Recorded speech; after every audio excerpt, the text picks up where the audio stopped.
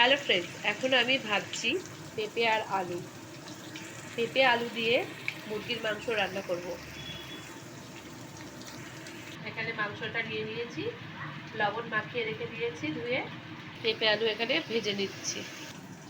পেঁয়াজ, আদা, রসুন, লঙ্কা, টমেটো বেটে নিয়ে এসেছি।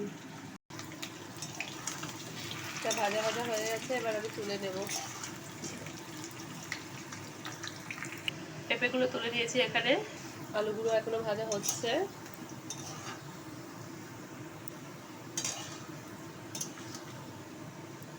স্লোলি দুটো তেজপাতা,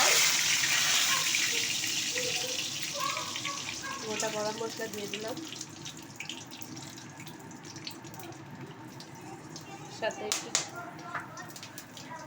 সাথে জিরে দিয়ে দিলাম, পেঁয়াজ ফোড়ন দিয়ে দিচ্ছি।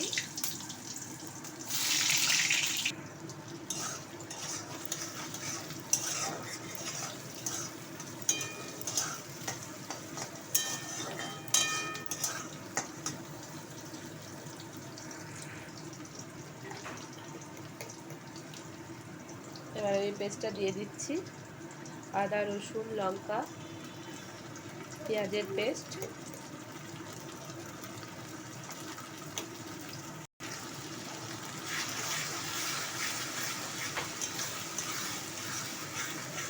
মশলাটাকে এবার আমি কষিয়ে নেব।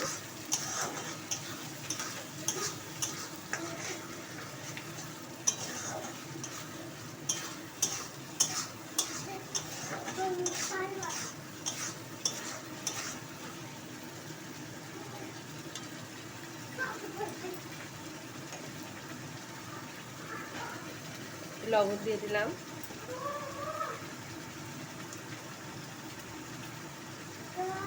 হলুদ দিয়ে দিলাম,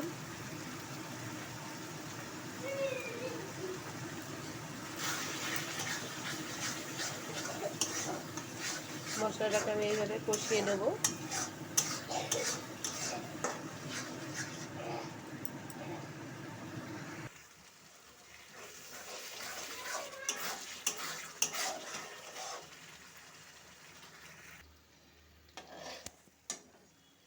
মাংসগুলো এবার আমি দিয়ে দেব।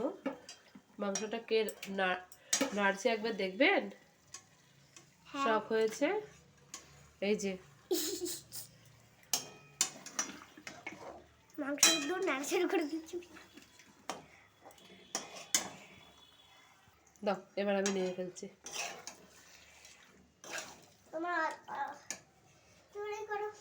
এবার একটু জোরে দিয়ে দিই। আমার মেয়ে শখ করেছিল, এখন শখ হচ্ছে, এরপরে কিন্তু শখ হবে না যখন একটু বড় হবে।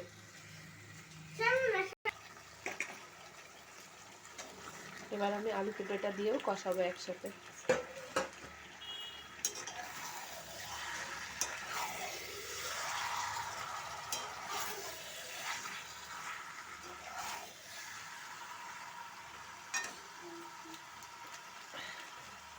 উপর থেকে আমি মিট মশলাটা দিয়ে দিচ্ছি।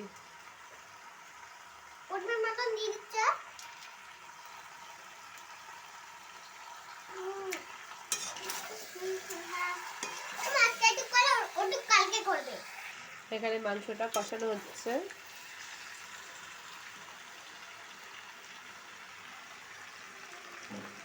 উপর থেকে একটু গরম জল দিয়ে দেবো যাতে তলায় না লেগে যায়।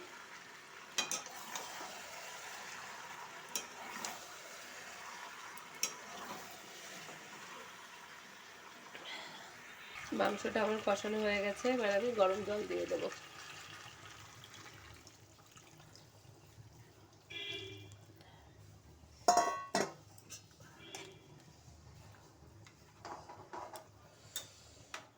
মাংসটা যতক্ষণ কষানো হয় না ততক্ষণ কি সুন্দর দেখতে লাগে।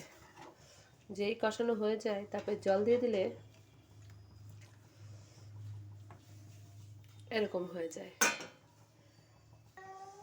এবার কিছুক্ষণের জন্য আমি একটু ঢাকা দেব যাতে আলু, পেঁপে আর মাংসটা সেদ্ধ হয়ে যায়।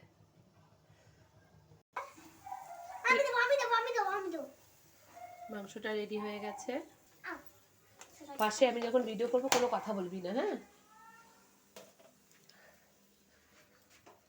তেল দাও কি চুপ কর। তো নেই পুরো কি দেখ বলবে বাচ্চা হয়ে গেছে, এবার আমি নামিয়ে নেব।